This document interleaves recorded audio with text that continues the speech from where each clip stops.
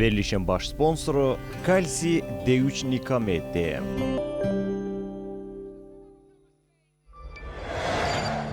İdman həkimi, fizioterapevt Fərid Səlimovun sponsorluğu ilə Ay Həkim verilişinə baxırsınız.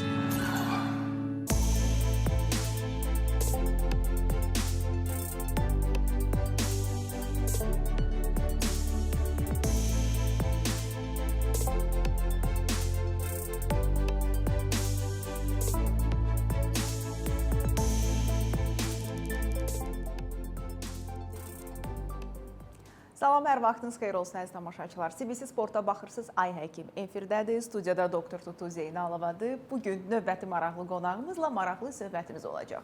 Və bugünkü mövzumuz əslində düşünürəm ki, hər birimizin maraq dairəsindədir, həm həkimlərin, həm də pasiyentlərin. Çünki müxtəlif fikirlər var, hamı içməlidirmi, havalar isinib artıq isti aylarda bu vitaminə ehtiyacımız varmı, nə qədər içək, yüksək dozalarda mı, kiçik dozalarda mı? İl boyu mu içək, müəyyən müddət içib saxlayaqmı, analiz verib sonra mı qəbul edək və s.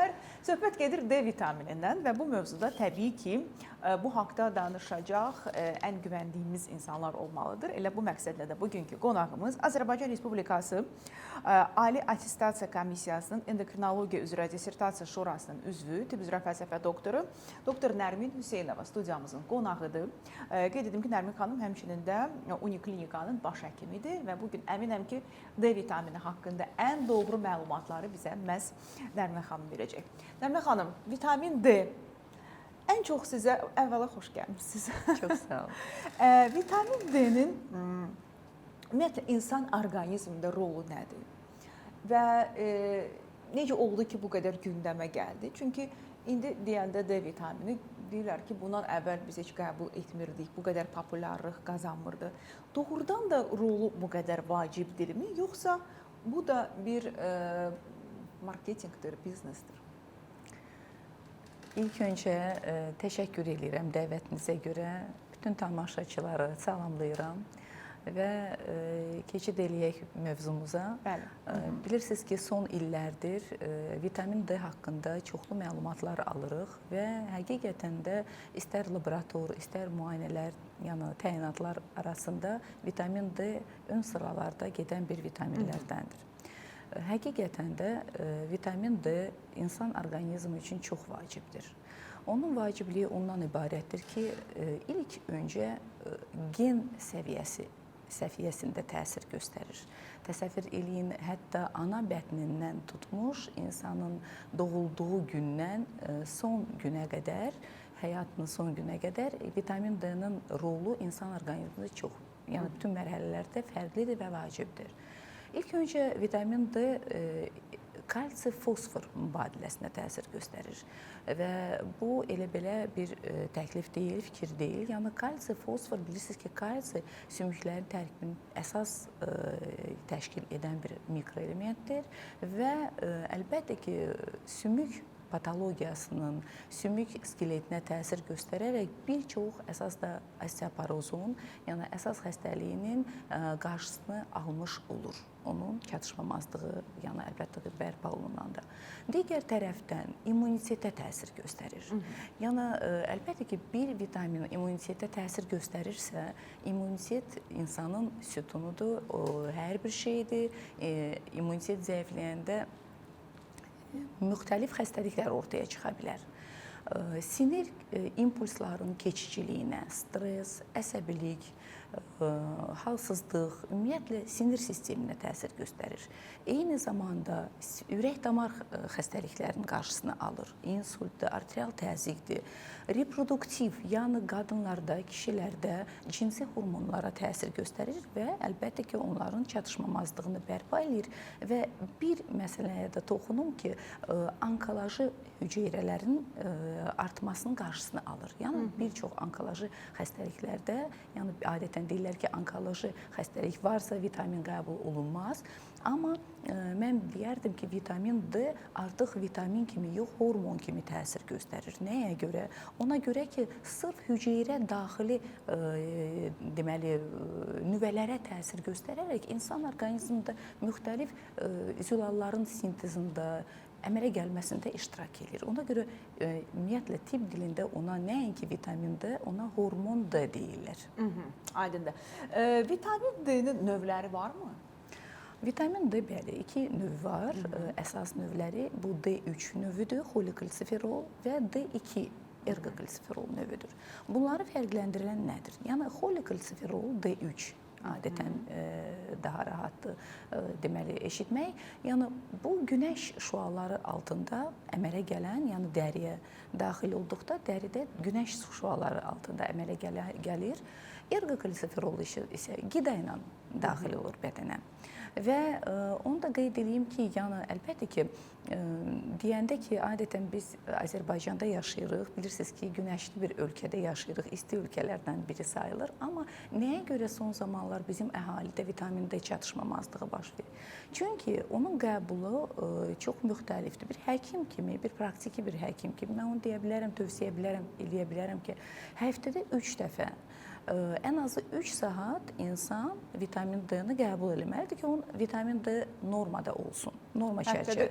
Həftədə 3 dəfə 3 saat, saat 11-dən günorta saat 2-yə qədər, səhər saatlarında.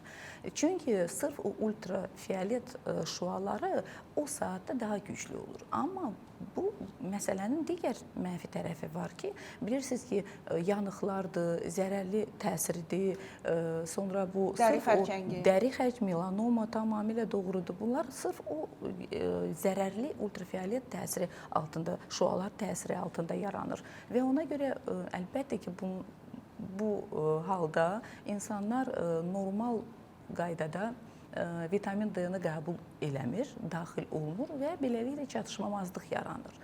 Nəinki bu, xüsusilə müxtəlif deməli xəstəliklər var ki, hansı ki vitamin D çatışmamazlığına gətirə bilər. Bir endokrinoloq olaraq onu deyə bilərəm ki, ən geniş yayılmış xəstəlik şəkərli diabet, autoimmun ur xəstəliyi, zob xəstəliyidir, arterial təzyiqdir, metabolik sindromdur, insulin dirəncilikdir, artıq çəkidir, piylənmədir, arterial təzyiq. Yəni bunlar hamısı birbaşa onkoloji xəstəliklər, revmatoid artritlərdir. Yəni ki, ən əsas da iltihabı xəstəliklərdir.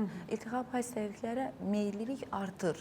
Yəni bu dediyiniz, üzr istəyirəm sözünüzü kəsirəm, dediyiniz xəstəliklərin altında da yatan səbəb xroniki iltihabdır. Əlbəttə ki. D vitamini aşağı olanda bu iltihab artır. İltihab artdıqca bu xəstəliklərə yaxalanma riskimiz artır və bildiyim qədərilə bu xəstəliklər varsa daha çox D vitamini xərcləyirik. Əlbəttə, əgər bir insanın vitamin D-si aşağıdırsa, o insanın immuniteti düşürsə, müqaviməti düşürsə, o insan daha tez bu xəstəliklərə dəvətnamə göndərir. Bəli, əlbəttə. Və bir də bayaq biz ultrafiolet şüalarından danışdıq ki, dəri nə qədər insan tünd dərilidir, yəni onlarda tələbat daha çoxdur. Məsəl üçün, onlar daha 3 dəfə, 4 dəfə artıq olmalıdır günəş altında. Bunun da digər yəni mənfi təsirləri var. Ümumiyyətlə, bir həkimin verdiyi ən əsas xidmət ondan ibarətdir ki, sənin köməyin dəymirsə, sənin heç olmasa zərəlin olmamalıdır. Yəni belə bir fikir var. Yəni əlbəttə ki, hər bir həkimin müalicəsində, təyinatında, ilk öncə diaqnostikasında düzgünlük olmalıdır ki, həmin pasiyentin müalicəsi düzgün getsin, müayinələri düzgün getsin. Çünki düzgün diaqnoz düzgün müalicədir. Və bizim tamaşaçılarımızın istər-istəməz belə bir sualı yaranacaq, əminəm ki. Çünki burada deməli necə olur? Biz deyirik ki, günəşlənmək lazımdır bu saatlarda, amma həmişə eşitmişik ki, 11-dən sonra günəşə çıxma və axşam 3-dən sonra get dənizə. 5-dən sonra. 5-dən sonra hətta dermatoloqlar deyir ki, aman günəşin altında gəzmə. Və yadıma Arşın Malalan filmi düşdü ki, biri deyir oxu, biri deyir oxuma və nəticədə amma analizlərdə D vitamini aşağıdır. Onda belə çıxır ki, ən yaxşı D vitaminini bərpa etməyin yolu kənardan qida əlavəsi olaraq almaqdır. İkinci bir sual çıxır ki, qidalarda yoxdurmu? Yaxşı, günəşdən ala bilmiriksə, bəlkə hansısa yediyimiz qidalardan bu defisiti bərpa edə bilərik. Düzdür. Bu artıq D2 vitamin D-dən söhbət gedir. Ergokalsiferol, hansın ki, insan qidadan alır. Hansı qidalarda vitamin D çoxdur? Ən çox balıq məhsullarında. Bütün balıqlarda, mən belə deyərdim, yumurtanın sarısıdır, göbələklərdir, kərə yağıdır, ağartılardır, deməli pendirlərdir və nə qədər pendir bərk olsa, onu mən hər zaman deyirəm, bir o qədər orada daha çoxdur, sərt olmalıdır ki, yəni onun növlərində, sərt növlərində daha artıqdır. Axartılardır, qaraciyərdir. Yəni ki, bu kimi ərzaqlarda vitamin D artıqdır. Və əlbəttə ki, insan lazımı qədər vitamin D-ni qida ilə almır və burada həm birinci insanın qidalanmasında problem olanda, çatışmamazlıq olanda, ikinci bəzi hallarda bağırsaqlarda mənimsəlinmə və soğurulma problemləri olur. Elə bir xəstəliklər var, çeliakiya, doktorlar bunu bilir. Bağırsaqlarda deməli soğurulmanın pozulması, bariatrik əməliyyatlar zamanı piyələnmənin yəni əməliyyat yolu ilə mədənin keçirilməsi, ümumiyyətlə soğurulma problemləri, yəni mədə-bağırsaq xəstəliklərinin soğurulma prosesinin pozulma xəstəlikləri zamanında vitamin D normal qaydada soğurulmur və əlbəttə ki, o çatışmamazlığın səbəbləri biri də həmin o xəstəliklərdir. Yəni vitamin D-dən zəngin qidalar istifadə etsələr də, bəli, soğurulma olmadığına görə yenə də D əksik olur. D əksik olur. Ona görə biz düzgün onun normativləri olmalıdır ki, mən normaları deyim ki, çox vaxtda pasiyentlər deyir ki, doktor, mən bunu nə qədər içim? Ya telefon vasitəsilə, ya indi çox dəbə keçib WhatsApp vasitəsilə pasiyentlər müraciət edir, amma bu artıq biz onu başa düşək ki, bu bizim həyatımızın ayrılmaz bir hissəsidir və bəzi hallarda bu hətta köməklik eləyir ki, çünki vaxtında, sən zamanında düzgün məsləhəti də verə bilərsən xəstəyə, amma bu halda mən tövsiyə eləyərdim ki, pasiyentlər ilk öncə müayinədən keçsin, ondan sonra həkimə müraciət eləsin və düzgün dozirovkada, düzgün dozada həmin dərmanlar qəbul olunsun. Bilirsiniz ki, vitamin D-lər indi hal-hazırda satışda da çoxdur. Onun doza tərkibi bəli, eynidir. Amma dozalar fərqlidir. Onun buraxılış forması da fərqlidir. Su tərkibli var, yağ tərkibli var. Ümumiyyətlə, vitamin D yağda əriyən bir vitamindir. Və onu da qeyd edeyim ki, kök insanlarda, yəni çəkisi artıq olan insanlarda, orada bağırsaqlarda zaten problemlər var soğurulmada və onlarda daha artıq doza tələb olunur, nəinki adi insanlarda. Məsələn, kəskin defisit olur 20-dən, üzr istəyirəm, 10-dan aşağı olanda. 10-20 arasında bu defisitdir. 20-dən 30-a qədər bu çatışmamazlıqdır. Norma isə 30-dan yuxarı normativlər göstərir. Amma hal-hazırda elmi tədqiqatlar da onu sübut edib ki, 50-75 artıq norma kimi qəbul olunur və 100-dən artıq olanda artıq intoksikasiya və güclü zəhərlənmə baş verir. Və ona görə sual verəndə ki, nə qədər qəbul eləyək, biz bilmirik o vitamin D çatışmamazlıqdırmı, kəskin defisitdirmi, hansı mərhələdə o çatışmamazlıq izlənilir qan səviyyəsində ki, o düzgün dozanı təyin eləyə bilək pasiyentlərimizə. Nərminə xanım, belə bir sual verəcəm sizə, doktor. Bir insan, deyək ki, bizim izləyən tamaşaçılar olsun, necə bilə bilər ki, onda D vitamini çatmır? Yəni, orqanizmdə D çatmırda hansı dəyişikliklər baş verir? Çox vacib bir sualdır. Mən belə başa düşürəm kliniki əlamətlər. İlk öncə hansı insan özünü çox zəif hiss eləyir, çox yorğun hiss eləyir. Artıq yuxudan oyanarkən elə bil dünyanın işini o görübdür. İlk öncə o xroniki zəiflik, xroniki yorğunluq, bəzi insanlarda yuxululuqla büruzə verir. Yəni, bütün günü bu insan yatmaq istəyir, yuxusu gəlir, zəifdir, gərgindir. Bəzi hallarda əksinə yuxu pozulmaları, yəni yuxuya gedə bilmir. Bu çox fərqlidir. Ümumiyyətlə, hər bir xəstəliklər, indi bilirsiniz ki, xəstəliklər hamısı atipikləşib, yəni olduğu kimi keçmir və hər pasiyentdə müxtəlif özünü büruzə verir. Digər tərəfdən saçlar, dırnaqlar, dəridir, dişlərə təsir göstərir. Bilirsiniz ki, vitamin D ilk öncə deməli sümüklərdə, daha belə deyərdim, bağırsaqlarda kalsium soğurulmasına təsir göstərir və D vitamini çatışmayanda kalsium soğurulması aşağı olur. Bu zaman orqanizmdə parad hormon qalxır, qalxan vəzir ətraf vəzin hormonudur və parad hormon qalxanda o öz növbəsində deməli sümüklərdən kalsiyunu xaric edir. Böyrəklərdən kalsium mənimsənilməsini artırır, fosfor xaric olunur və pozulmalar bundan ibarət olunur. Pasiyenti müalicə eləyəndə, müayinə eləyəndə ilk öncə ağlımıza əlbəttə ki, vitamin D çatışmamazlığı gəlir. O sümük ağrılarıdır, əzələ ağrılığıdır, ümumi halsızlıqdır, saçların, dırnaqların zəifləməsidir. Sümüklərdə nəyə görə ağrı olur? Çünki sümüklər öz tərkibini dəyişir. Vitamin D aşağı düşürsə, kalsi də mənimsənilmir. Deməli, ümumiyyətlə fosfor da aşağı düşür, parad qarmon artır, kalsi normada ola bilər və yaxud analizlərdə heç o özünü göstərməyə də bilər. Amma biz bir həkim kimi əlbəttə ki, pasiyentin kliniki əlamətlərinə görə, şikayətlərinə görə və vəziyyətinə, ümumi vəziyyətinə görə diaqnozu qoyuruq, qərarımızı veririk və müvafiq müalicələrimizi təyin etmiş oluruq. D vitamini defisitinin diaqnostikasında yəni müayinələr necə dəyərləndirilməlidir və qızıl standart nədir? Siz biraz əvvəl əslində dəyərlərini qeyd etdiniz. Yəni analiz vermədən içmək olarmı? Yəqin ki, sizə də bu sualı çox verirlər. Bəli, bayaq elə danışdıq. Analiz vermədən əlbəttə ki, bu müayinəni biz ancaq deməli gündəlik tələbatla təyin edə bilərik. Gündəlik tələbat da çox vaxtı məsəl üçün gündəlik tələbat 6-8 min civarında dəyişir. O da damcı formasında 12-16 damcı təşkil edir.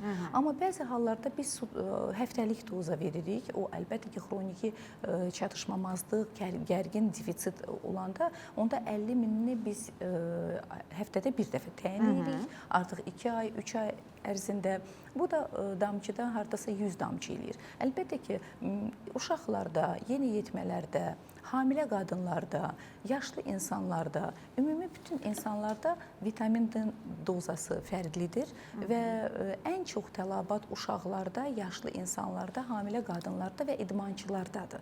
Çünki burada fiziki deməli iş olanda, sport olanda, idman olanda idmançılar bilirsiniz ki, vitamin D eyni zamanda həm sümük skeletinə təsir göstərir, həm də ki, deməli əzələ kütləsini artırır və burada əsas məqsəd əzələ kütləsinin artırılması, pi toxumasının azaldırılması və çəki, mən onu deyim ki, əzələ toxuması pi toxumasından 3 dəfə ağır olduğundan insan görünüşcə arıq ola bilər, amma çəkidə artıq ola bilər. Çünki bunun əsas çəkisi əzələdir.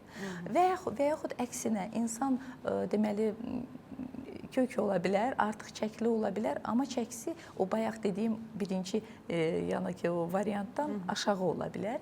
Çünki burada pi toxuması üstünlük təşkil edir. Və ona görə vitamin D çatışmamazlığı olanda mütləq şəkildə həm kalsi, həm bu fosfor-kalsium mübadiləsi tənzimlənir və düzgün şəkildə bu həm sümük toxuması, həm ümumiyyətlə damarlar, həm sinirlər, həm də eyni zamanda əzələ toxuması normal şəkildə inkişaf eləyir. Bəli, və bizim idmançıların da bizi izləyən, bilirəm ki, çoxları izləyir, nəzərinə çatdırım ki, həmçinin də D vitamini sizin yarışlarda diqqətinizi daha da güclü edəcək. Bizim sırada reklamlarımız var. Mən reklamlardan öncə istəyirəm verilişimizin baş sponsoru Ştada şirkətinə təşəkkürümü bildirim. Elə D vitaminindən danışmışkən, Ştada şirkətinin 25 ildən artıqdır mövcud olan və bütün həkimlərin çox güvəndiyi, sınanmış preparat olan kalsium D3 nikamet, portağal və limon adlı çeynəmə tabletləri mövcuddur ki, bu tabletlər kalsium və D vitamini defisitinin profilaktikası məqsədi ilə həmçinin kalsium və D vitamini defisiti riski olan pasientlərdə osteoporozun müalicəsi zamanı əlavə terapiya qismində kalsium və D vitaminin qəbulu üçün nəzərdə tutulub. Kalsium D3 nikamet çeynəmə tabletləri şəklindədir. Laktasiya dövründə də hamilələr və 3 yaşından yuxarı uşaqlar da istifadə edə bilər. Su ilə içməyə ehtiyac yoxdur, istifadəsi də rahatdır. Təşəkkür edirik baş sponsorumuz Ştada şirkətinə. Digər sponsorumuz Böyük Britaniya təhsili idman həkimi doktor Fərid Səlimovdur. Fərid Səlimov müasir fizioterapevtik yanaşma ilə sizin xidmətinizdədir. Diz, onurğa, çiyin, əzələ ağrılarından artıq daha tez və müasir idman yanaşması ilə müalicə oluna bilərsə 055 318 83 94 nömrəsinə zəng etməyiniz kifayətdir.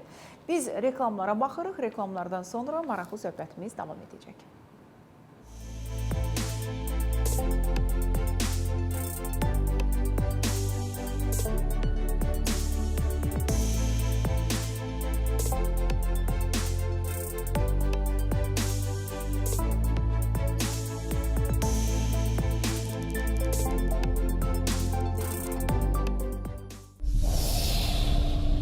Verilişin baş sponsoru Kalsi D3 Nikamed.